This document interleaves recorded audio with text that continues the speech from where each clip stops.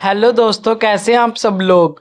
उम्मीद करता हूं कि बढ़िया होंगे। तो आज हम इस वीडियो में बात करने वाले हैं steps to upload joining report. क्योंकि बहुत सारे बच्चों के डाउट आ रहे थे कि सर अब जो हमने प्रोसेस है अपने पोर्टल से वो तो सब कंप्लीट कर दिया है।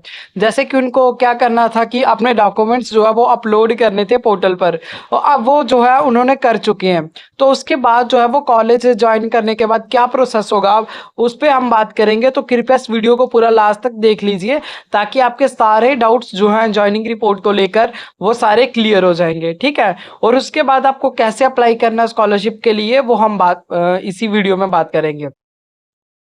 तो सबसे पहले जो बच्चों को डाउट आ रहे थे राउंड टू की के लिए, तो राउंड टू के लिए मैंने पहले बताया कि जैसे राउंड टू स्टार्ट होगा तो हम आपको अलग से अपडेट कर देंगे। उस पर बहुत सारी वीडियोस बनाएंगे, आपको फिर से कट ऑफ बताएंगे, पूरी चॉइस फिलिंग आपको समझाया जाएगा कि कैसे होगा। ठीक है। तो अभी जो राउंड वन के लिए चल रहा है उसमें बच्चों को जो प्रॉब्लम्स आ रही हैं उनके लिए ये वीडियो है। ठीक है। तो इसमें हम बात कर लेते हैं। जैसे बच्चे बोल रहे थे कि सर अलॉटमेंट लेटर क्या होता है, सर ज्वाइनिंग लेटर क्या होता है, सर वेलकम लेटर क्या होता है। तो ये सब चीज़ें जो डाउट्स है ये हम इस वीडियो में क्लियर करेंगे। ठीक है। तो सबसे पहले तो जो आपने कर लिया अपने पोर्टल पर, सबने अपने डॉक्यूमेंट्स अपलोड कर दिए। उसके बाद आपको क्या करना है, यहाँ पर मैंने रिटर्न में लिखा हुआ, आप सबको एक बार अच्छे से देख लो। All the students who have been allotted seats through online counselling process conducted by AICT will download the allotment letter from the portal after freezing the seat। तो जैसे ही आपने फ्रीज कर ली सीट उसके बाद आपको पहला जो लेटर अलॉटमेंट लेटर का मतलब ये होता है कि जो आपको कॉलेज अलॉट हुआ है तो वो आपके प्रिंसिपल के नाम से निकलता है, हेड ऑफ इंस्टीट्यूट के नाम से निकलता है कि इस बच्चे को ये कॉलेज अलॉट हुआ है, जो आपको कॉलेज में बताना होता है। ठीक है। वो आपको फ्रीज करने के बाद डाउनलोड कर लेना है। नेक्स्ट जो आपका स्टेप रहेगा वो ये है कि physically report to the nodal officer of the allotted institute. जो आपको इंस्टीट्यूट अलॉट हुआ उसकी डिटेल्स में आपको वहां पर नोडल ऑफिसर की डिटेल्स भी दी है। तो अब आपको क्या करना है, कॉलेज को फिजिकली रिपोर्ट करना है। इस पॉइंट पर कुछ बच्चे ये बोल रहे हैं कि सर हमारा जो कॉलेज है वो तो सितंबर में शुरू होगा, कुछ बोले हमारा अक्टूबर में शुरू होगा, और कुछ बच्चों का ये है कि पहले से ही शुरू है। तो जिन बच्चों का पहले से ही शुरू है तो वो तो उनको तो मस्ट है कि वो फिजिकली रिपोर्ट करेंगे कॉलेज को जाकर, क्योंकि उन्हें क्लासेस भी ज्वाइन करनी है।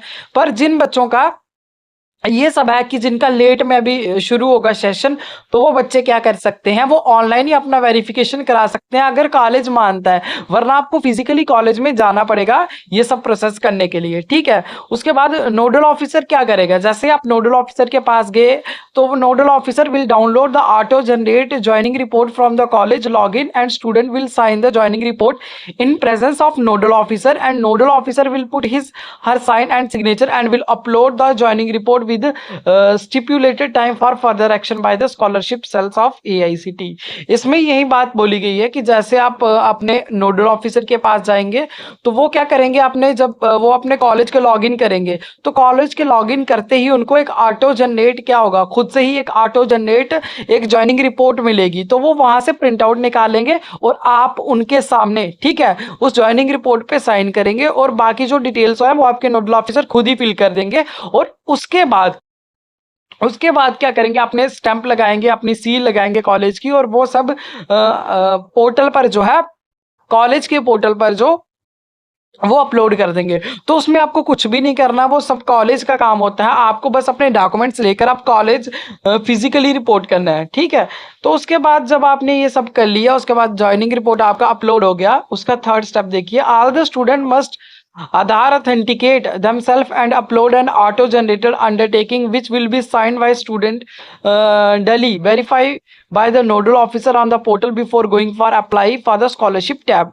अब देखिए, पहले क्या होता था कि आपका डीबीटी खुलता था, पर आजकल क्या होता है कि आपकी स्कॉलरशिप के लिए अप्लाई कौन करता है, आपका नोडल ऑफिसर अपने कॉलेज के पोर्टल से करता है। तो आपको क्या करना है, उससे पहले आपका एक आधार वेरिफिकेशन, जैसे आपके पेंडिंग एक्शन में लिख कर आएगा नोटिफिकेशन में, तो उसमें आपको क्या करना होता है, आधार अथेंटिकेशन होगा। तो जब आधार अथेंटिकेशन होगा तो हम उसके ऊपर full steps full video upload करेंगे। तो आधार अथेंटिकेशन में क्या होता है, बेसिकली बेसिकली आपसे एक अंडरटेकिंग जो है वो साइन कराया जाता है नोडल ऑफिसर के द्वारा, जिसमें ये सब लिखा होता है कि आप अगर यहाँ से स्कॉलरशिप ले रहे हैं तो कहीं और से स्कॉलरशिप क्लेम नहीं करेंगे, वरना आपका जो है वो प्रोसेस डीडुप्लीकेशन में आएगा और आपकी स्कॉलरशिप कैंसिल हो जाएगी। तो इसलिए वो सब अंडरटेकिंग बनता है और उसके बाद आपका आधार ऑथेंटिकेशन हो जाता है और उसके बाद जो है वो पोर्टल कॉलेज वालों का मसला है, वो खुद ही आपका सारा काम कर देंगे, अप्लाई कर देंगे स्कॉलरशिप के लिए। वो फिर आपको कॉलेज वालों को बोलना है, उसके लिए जब अप्लाई करने का टाइम आएगा तो हम आपको उसके बारे में अपडेट कर देंगे, ठीक है। तो आपको अभी जो मेन काम है वो कॉलेज में जाना है, अपलोड करानी है ज्वाइनिंग रिपोर्ट, क्योंकि आपको 27 के पहले या फिर आप 27 को ही करवाइए। उस आपका लास्ट डेट अभी तक का जो AICTE का कैलेंडर ऑफ इवेंट है उसमें लास्ट डेट 27 ऑफ अगस्त है, तो उसी दिन तक आपको अपलोड करवाना है, मस्ट है, ठीक है। वरना आपकी सीट जो है फिर वो कैंसिल हो जाती है और आपने फ्रीज कर दी है, इसलिए आपको फिर कोई और चांसेस भी नहीं मिलेगा। तो ये सब बातें थी जो आपको अभी करनी है, ठीक है। तो आपको कॉलेज में जाकर ज्वाइनिंग रिपोर्ट अभी अपलोड करवानी है। और जिन बच्चों का ये भी डाउट आ रहा था कि वो वेलकम लेटर क्या होता है, वेलकम लेटर कुछ नहीं होता है। वेलकम लेटर जो होता है वो आपका मतलब कॉलेज में आपको वेलकम कर दिया, आपका ज्वाइनिंग के बाद हो जाएगा, उससे आपका कोई लेना देना नहीं होता है, ठीक है। तो आपके मेन यही थे अलॉटमेंट लेटर जो आपको वहां पे दिखाना, और ज्वाइनिंग रिपोर्ट जो है वो कॉलेज वालों का मसला, वो अपलोड करेंगे खुद ही, ठीक है। और इसके अलावा और आपको कोई भी अभी प्रोसेस जो है वो नहीं करना है। तो होप आपको इस वीडियो में सारे डाउट्स जो है आपके वो क्लियर हो गए होंगे। तो ये सब इंफॉर्मेशन जो है वो आप अपने दोस्तों के साथ शेयर कर दीजिए और चैनल को जो है वो सब्सक्राइब कर दीजिए ऐसी सारी लेटेस्ट अपडेट्स के लिए। Okay, thank you.